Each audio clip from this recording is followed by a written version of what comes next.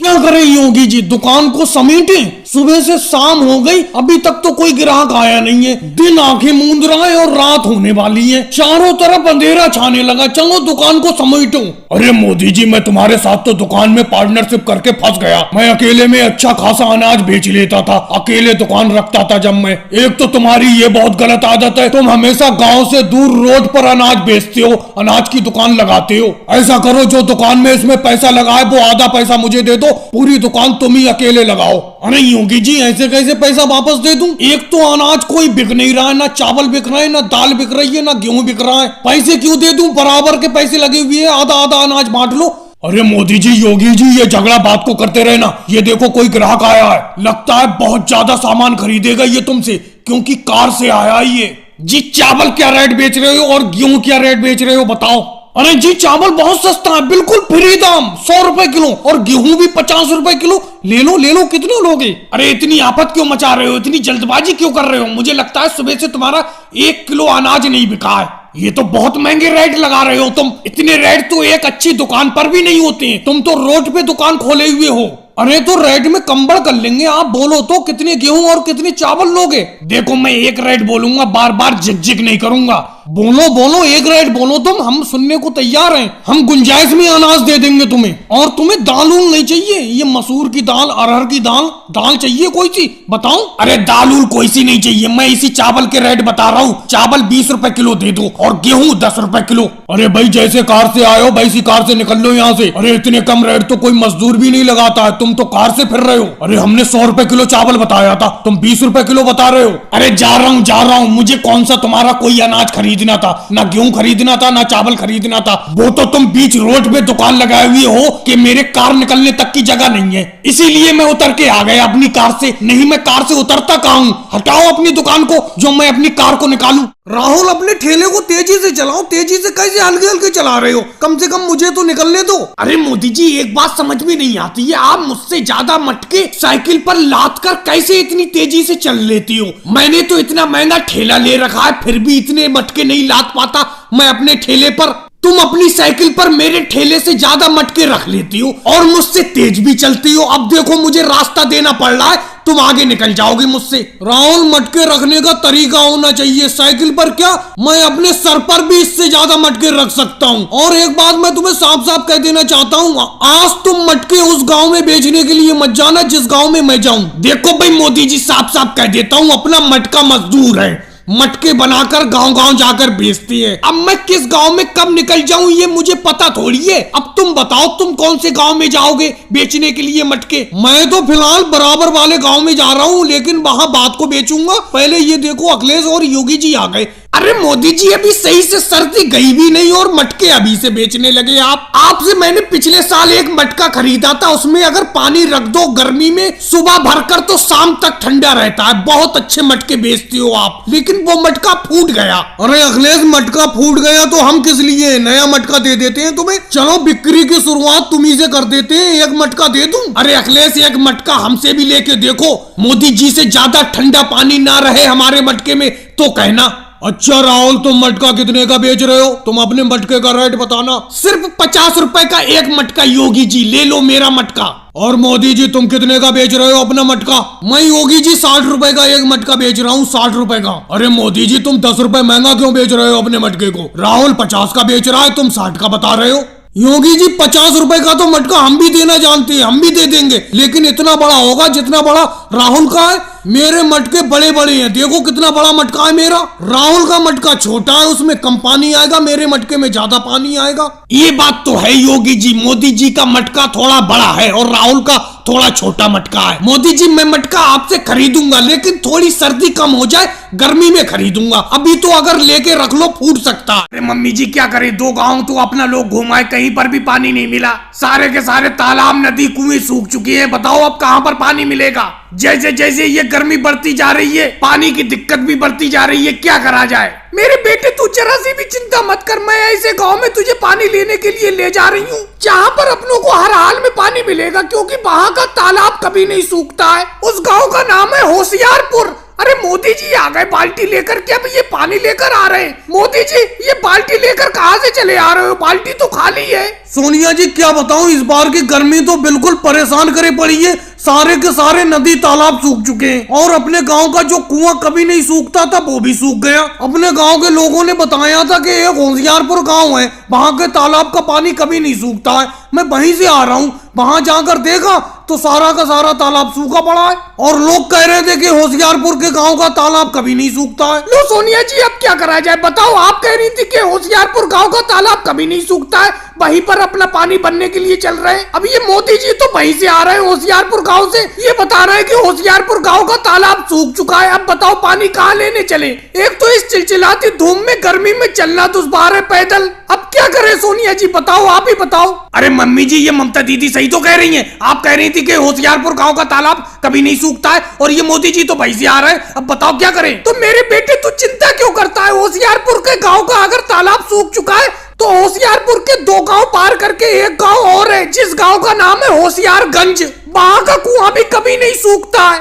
चल वहीं पर पानी लेने चलते हैं। सोनिया जी ये बिल्कुल आप सही कह रही हो, होशियारगंज का भी मैंने नाम सुना है, वहां का कुआं कभी नहीं सूखता है। चलो वहीं पानी लेने चलते हैं। मम्मी जी आज अपना लोगों ने 5 गांव पार कर लिए लेकिन कहीं पर भी पानी नहीं मिल रहा है। प्रियंका चिंता मत करो, अब अपना लोग सही जगह पर जा रहे हैं। होशियारगंज का नाम मैंने भी सुना है, वहां के कुएं का पानी कभी नहीं सूखता है, वहीं पर पानी लेने चल रहे हैं अपना लोग। अरे केजरीवाल जी मैं तो इसी चिंता में हूँ, अपना पैदल चले तो जा रहे हैं लेकिन इतनी दूरी चलने के बाद ही जब ये अपना पानी से भरकर मटके लेकर चलेंगे तो वहां से लौटना बड़ा मुश्किल होगा क्योंकि दूरी काफी हो गई। अरे मायावती जी चिंता मत लो, अगर गर्मी में पानी से प्यास बुझाना है तो दूरी को क्या देखना, चलो आओ चलो सब लोग होशियारगंज चलते। अरे मोदी जी नहाने वाला एक साबुन देना जरा, मुझे घर जाके नहाना है। आज 10 दिन हो गए नहाया नहीं हूँ, खेत पर काम करते करते फुर्सत ही नहीं मिल रही है। राहुल नहाने वाला साबुन तो है नहीं मेरे पास, तो मोदी जी चलो नहाने वाला साबुन मैं केजरीवाल जी से ले लूंगा, कपड़े धोने वाला साबुन दे दो।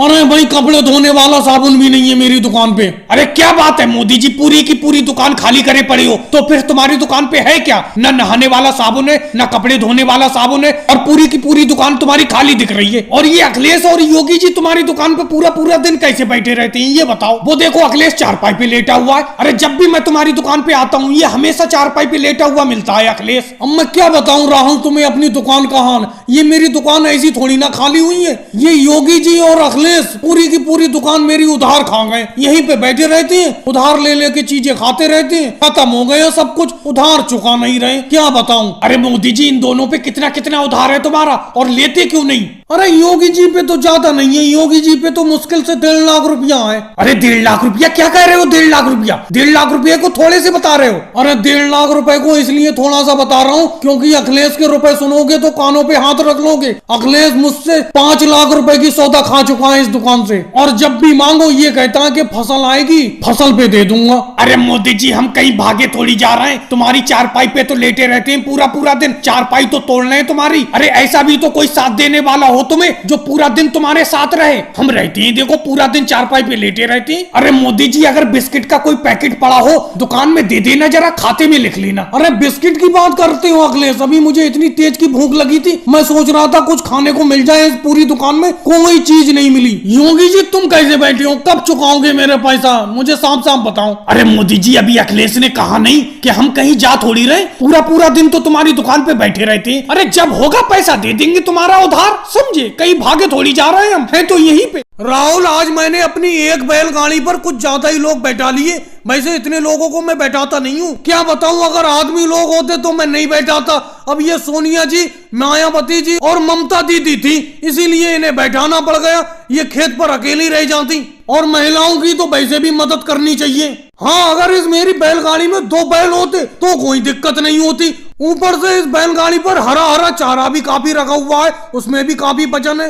अरे मोदी जी टेंशन क्यों लेते हो, तुम्हारा ये बैल बहुत मजबूत है, बड़ा अच्छी तरीके से वजन को खींचता है। अगर हम लोग इतने लोग बैठे हुए हैं और भी लोग बैठ जाएंगे फिर भी आपका ये बैल सब लोगों को खींच कर ले जाएगा। अरे मोदी जी रास्ते में योगी जी खड़े हुए हैं, बैलगाड़ी को रुकवा रही है। रोको रोको मोदी जी, अपनी बैलगाड़ी को यहीं पे रोक लो। बोलो योगी जी, क्या बात है, क्या दिक्कत है, बताओ क्यों बैलगाड़ी रुकवा रहे हो? अरे मोदी जी, जानते सब कुछ हो लेकिन जानबूझकर अनजान बनते हो। अरे यहाँ पर मैं खेत पर जंगल में अकेला हूँ, मुझे अपनी इस बैलगाड़ी पे बैठा के घर ले चलो। घर काफी दूर है, शाम का टाइम हो रहा है, अंधेरा होने वाला है, रात हो जाएगी, पैदल चलते चलते बैठा लो बैलगाड़ी पे।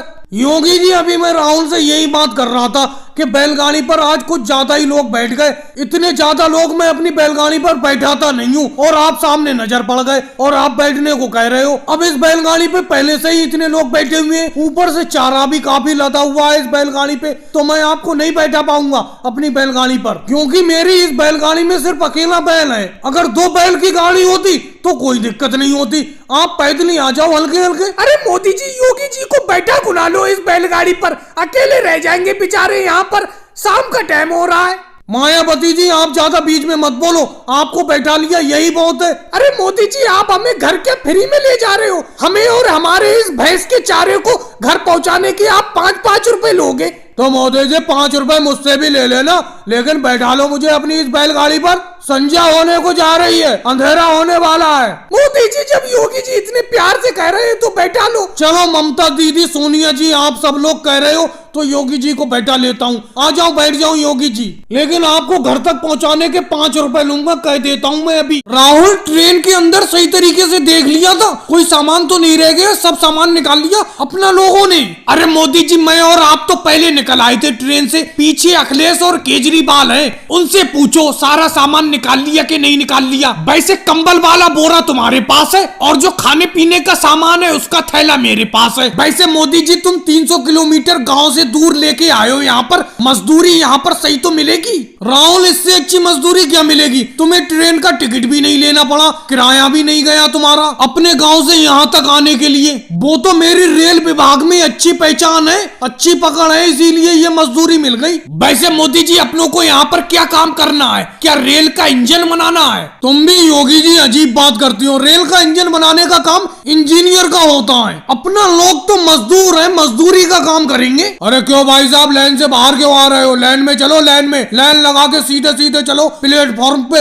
अरे भाई साहब, लाइन से ही तो चल रहे हैं, हम लाइन से चल रहे हैं। अरे मोदी जी, इस शहर में तो बहुत सख्ती है, कहाँ पे मजदूरी करने के लिए ले आए, यहाँ पर तो चलने के लिए भी लाइन से चलना पड़ता है, और तुमने बताया नहीं हमें यहाँ पर रेल विभाग में क्या काम करना होगा। अरे लालू जी, बताता हूँ क्या करना होगा। ये जो ट्रेन जिस पटरी पर दौड़ती है, जिस ट्रैक पे दौड़ती है, उसी ट्रैक को 20 किलोमीटर तक चेक करना होगा, कहीं पर नट बोल्ट तो ढीला नहीं है या कोई कमी तो नहीं है। अरे मोदी जी, ये तो बहुत बढ़िया काम है, यानी कि ट्रेन की पटरी को चेक करना होगा, कहीं पर कोई कमी तो नहीं है, ट्रेन जिससे कि सही सलामत चलती रहे। बिल्कुल अखिलेश, तुम बिल्कुल सही समझे, समझ गए तुम मेरी बात को। और मोदी जी, रहने के लिए कौन सी जगह मिलेगी अपनों को, कहाँ पर रुकेंगे अपना इस टाइम जाकर? अरे केजरीवाल जी, अपनों को रेल विभाग ने रहने के लिए कमरे दिए, उन्हीं कमरों में अपना रहा करेंगे। तो क्या रेल के चलते चलते रेल की पटरी यानी के ट्रैक के नट बोल्ट ढीले हो जाते हैं? देखो केजरीवाल, नट बोल्ट ढीले हो ना हो, लेकिन रेल विभाग का काम सुरक्षा देने का है, इसीलिए तो रेल की पटरी यानी के ट्रैक के नट बोल्ट चेक करने के लिए अपनों को रखा है मजदूरी पर। लो अखिलेश, तुम भी लो एक नारियल और एक मिठाई का डिब्बा।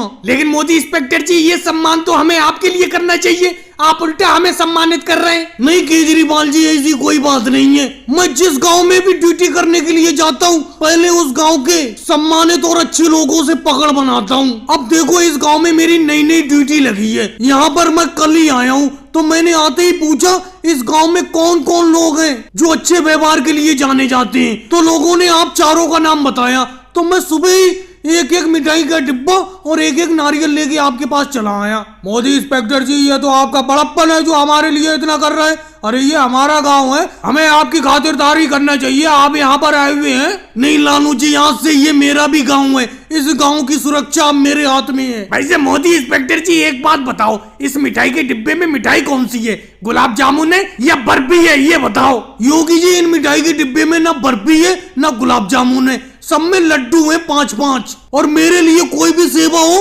आप सब लोग तुरंत मुझे बताना, मैं आपकी सेवा में हमेशा हाजिर रहूंगा, और आपकी और गांव वालों की सेवा करना कानून का हक है। अगले अब तुम्हें लड्डू और नारियल मिल गया, एक जाके कुर्सी ले आओ मोदी इंस्पेक्टर जी के लिए बैठने के लिए। वैसे मोदी जी, एक बात बताओ, आप कहीं पे ड्यूटी करने के लिए जाते हैं, कितने दिन के लिए वहां पे रहते हैं? लालू जी वैसे तो मैं लंबा नहीं टिक पाता कहीं पे, 1 महीना और 2 महीने में मेरा ट्रांसफर कर दिया जाता है। लेकिन मोदी इंस्पेक्टर जी एक बात बताइए, इतनी जल्दी आपका ट्रांसफर क्यों कर दिया जाता है? जहाँ तक आपके बारे में सुना है आप तो एक अच्छे पुलिस वाले हैं। अखिलेश जी इसीलिए तो मुझे जल्दी जल्दी ट्रांसफर कर दिया जाता है। मैं अच्छा पुलिस वाला हूँ, मैं अपना पूरा काम ईमानदारी से करता हूँ और सारे देश के पुलिस वालों को अपनी ईमानदारी से काम करना चाहिए। लेकिन मोदी इंस्पेक्टर जी 5-5 लड्डू कम है, थोड़े से लड्डू और दे देते आप हमें। लालू जी आप भी बेतु की बात कर रहे हैं, अभी तो कह रहे थे इसकी क्या जरूरत है, अब मुझसे कह रहे हो कि 5 लड्डू कम है। अगर आपको 5 लड्डू कम लग रहे हैं मुझे डिब्बा वापस कर दो, किसी और गांव वाले को दे दूंगा। मैं जितनी विनम्रता से बात करता हूँ उतनी ज्यादा सख्त भी हूँ मैं। अब मैं चलता हूँ, मेरी ड्यूटी का वक्त हो रहा है। उलट दो बाबा रामदेव जी, सारी की सारी मटर इस आलू से भरी कढ़ाई में उलट दो और हल्के हल्के मटर को उल्टो, कहीं मटर गिर ना जाए। अरे मोदी जी हल्के ही हल्के तो मटर को उलट रहा हूँ कढ़ाई में, लेकिन मोदी जी एक बात बताओ, इस कढ़ाई में कितने तरीके की सब्जी मिलाओगे? कितने तरीके की सब्जी मिलाकर मिक्स सब्जी बनाओगे? बाबा रामदेव जी आप आम खाने से मतलब रखो, पेड़ मत गिनो। मेरा कहने का मतलब है ये मिक्स सब्जी जब बन के तैयार हो तो खाने से मतलब रखो। इसमें कितनी तरीके की सब्जी मिला रहा हूँ मैं, ये मत देखो। अरे इसमें मैंने टमाटर, आलू, मटर ये सब चीजें तो मिला दी। योगी जी के पास करेले रखे हुए हैं, करेले भी मिलाऊंगा इसमें। अरे मोदी जी इस मिक्स सब्जी में करेले मत मिलाओ, नहीं तो सारी की सारी सब्जी कड़वी हो जाएगी। करेले तो मैं खाता ही नहीं हूँ। योगी जी ये मिक्स सब्जी है, इसमें तो सारी की सारी सब्जी मिलाई जाएंगी। अगर तुम्हें करेले पसंद ना हो इसमें से करेले मत खाना, आलू छांट के खा लेना। मोदी जी आपकी ये मिक्स सब्जी कितनी देर में बनके तैयार होगी? कितनी देर से थाली लिए खड़े हैं हम? और योगी जी एक बात बताओ, ऐसे तो हम आलू भी नहीं खाते, तो इसका मतलब मोदी जी से हम आलू डालने को भी मना करेंगे इस मिक्स सब्जी में? लालू जी ये बात तो तुमने बहुत अच्छी बोली, भाई ये तो मिक्स सब्जी है, इसमें तो हर तरीके की सब्जी मुझे मिलाना ही पड़ेगी। जब ये बनके तैयार होगी, जब तुम इसे खाना शुरू करोगे तो तुम सब लोग उंगली चाटते हुए रह जाओगे। राहुल ऐसे बैठे रहोगे, तुम बिल्कुल सहायता नहीं कर पा रहे हो। देखो बाबा रामदेव जी कितनी मेहनत कर पा रहे हैं मिक्स सब्जी बनवाने में। अरे मोदी जी बताओ तो क्या करना है, कोई काम तो बताओ। मैं तो आपके पास ही में बैठा पड़ा हूँ। वो देखो अखिलेश और केजरीवाल जी तो थाली लिए हुए खड़े पड़े मेरे पीछे, और लालू जी भी थाली लिए खड़े पड़े। मैं तो आपके पास ही बैठा हुआ हूँ, कोई काम तो बताओ। काम क्या बताऊं, ये जो बची हुई सब्जी रखी हुई है ये सारी की सारी कढ़ाई में डाल दो। अरे केजरीवाल आपको क्या लगता है आज शाम तक ये मोदी जी के हाथ की बनी मिक्स सब्जी खाने को मिल जाएगी? 2 घंटे हो गए हाथ में थाली लिए खड़े खड़े। वैसे एक बात बोलूं अखिलेश, 2 घंटे तो हो गए खड़े खड़े, लेकिन कढ़ाई में से खुशबू बहुत अच्छी आ रही है। जब अपना लोग ये मिक्स सब्जी खाना शुरू करेंगे तो बहुत मजा आएगा खाते हुए। और केजरीवाल तुम सब लोगों को यहाँ पर दावत पर बुलाया है, तो क्या मैं तुम्हें ऐसी दावत खिला दूंगा? मैंने तुमसे कहा नहीं, देखना आज उंगली चाटते रह जाओगे।